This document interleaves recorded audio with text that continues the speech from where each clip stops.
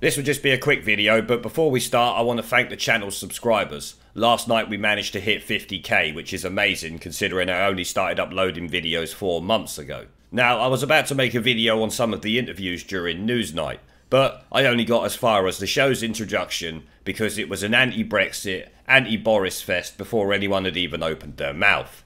The blatant bias against what the majority voted for and the current government is astonishing.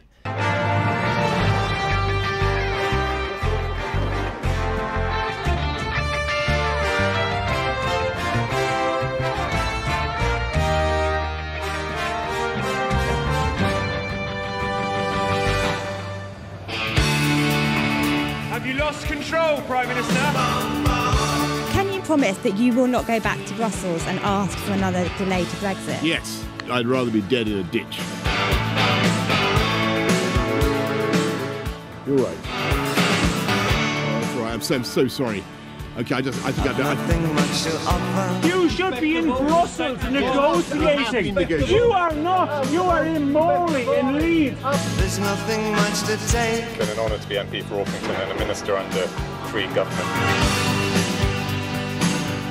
Oh, we're absolute beginners. His is a government with no mandate, no morals, and as of today, no majority.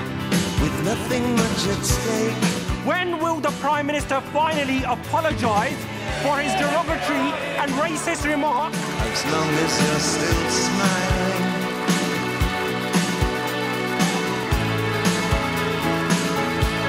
There's nothing more I need. Dominic Cummings. I have been told by the Chief Whip that I've had the whip removed after 37 years. I absolutely love you. I'm very proud to take the award as Politician of the Year on the evening at which I ceased to be a politician. But we're absolute beginners.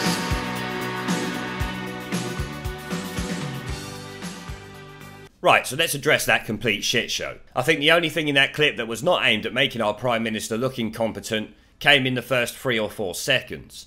Being Boris at the fish market, who would support Brexit of course, and the Brexit Now sign that sits outside Parliament. The rest of it could easily have been confused with a Labour Party election campaign video, or something you would have seen during the Remain campaign. How are the BBC allowed to get away with this shit? I mean, it shows the worthless, undemocratic spunk trumpet Gina Miller, whose court case failed yesterday like I said it would. What has that actually got to do with Brexit now? She lost. It never stood a chance anyway. She is just milking her followers for money and spunking it up the wall. It would be like me asking you guys to support me in crowdfunding a case against our Queen for some reason, or even the King of Spain. It's pointless. I wouldn't have a leg to stand on since you cannot take our Queen to court, and I would have no right or reason to, along with obviously no right or reason to take the King of Spain to court. But there is a reason for her. She crowdfunds all these cases, and still is crowdfunding one right now actually, because I see a post from her yesterday that she put up after losing the court case that she is going to continue and obviously needs more money. So she's getting her supporters to pay for a lost cause because it gives her some press and brownie points with the Twitter scumbags. Our taxpayer-funded broadcaster should not be promoting this dopey bitch, since they won't promote the Tilbrook case against the same government that they seem to hate so much. Why is our money good enough to put Ramonas like Gina Miller in the spotlight, but not the Brexit supporting cases? The BBC flat out refused to report on them, in fact. We then get into what is clearly the BBC Newsnight team's personal opinions, because the song choice, clips they are using, are all designed for the sole purpose of making the Prime Minister look like an arse. But if stupid heckling BBC reporters wasn't enough, the BBC decided to show what the media labelled as police cadet passes out while waiting for Boris Johnson to give a speech, which actually, in my opinion, looks more like a woman who can't do her job properly. If she can't stand there for an hour or so, then I'm sorry, she is not fit to be a police officer. That is of course providing she didn't do that as a bit of a show for the mainstream media. To me it did look a bit put on, but who knows. Maybe she really can't handle the rigours of standing still for an hour. If she can't even do the basic task of a security guard at a local supermarket, how is she expecting to be a worthwhile asset to the police force if she can't stand up straight for any period of time? That is my question. Every other woman there seems to be doing a pretty good job of standing up. And let's be honest, none of the old Bill standing around her actually looked that bothered about it. Even the guy copper standing to the right of Boris is starting to laugh at her. I wonder why she folded like a sheep there. Do you guys have any ideas? Let me know down in the comments section.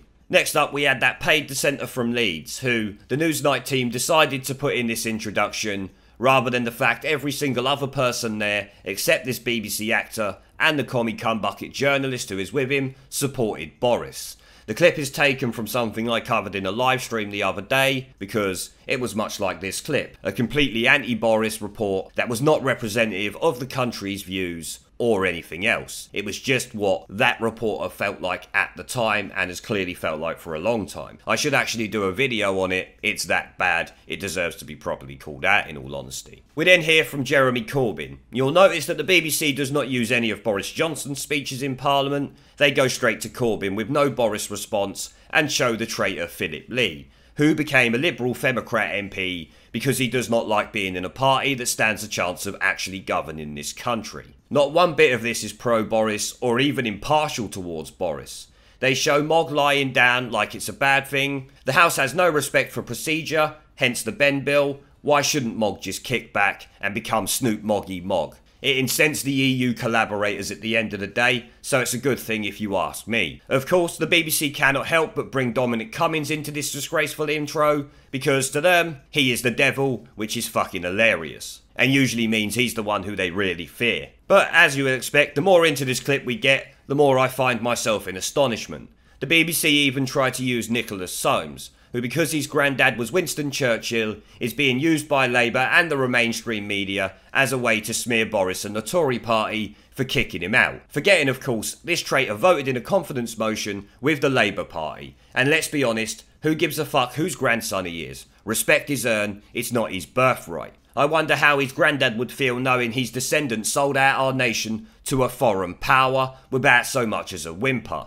I'm sure Winston would be ashamed of little Nicky here, so he needs to pipe down and fuck off. And of course, no biased mainstream media piece is complete without Rory the Soy Boy Stewart, who actually talks complete shit during his acceptance speech, claiming he accepts the award for Best Politician on the day he is no longer a politician, which is bollocks. He is still an MP. Just the other day on Twitter, said he would not be standing down as an MP. He wants to milk the 80 grand a year, plus expenses for as long as he can. So, the BBC are not even getting factually correct statements from these remaining shitweasels. They just take anything, even if it's blatantly wrong. Now, as I said earlier, the Labour Party, or even Liberal Democrats, could use that as their campaign video. When I watched it the first time, I almost thought it was. The BBC no longer cares if people call them biased, it seems. How that can be seen any other way is beyond me, and never before, to my knowledge, has the BBC, or media in general, been so hostile to Her Majesty's government or the Prime Minister. Where is the respect for the office these days? Where is the respect for the Queen's government? These mainstream media fuckpigs have not only forgotten the respect that was once shown to the PM, but have clearly lost all respect for anyone that does not follow their views, and are willing to openly put it out there now. It's incredible. Well, I'm going to end the video there, guys. I need to get on with the actual Newsnight video I intended to make. I want to thank the channel's PayPal, Patreon, and Subscribestar members for supporting the channel,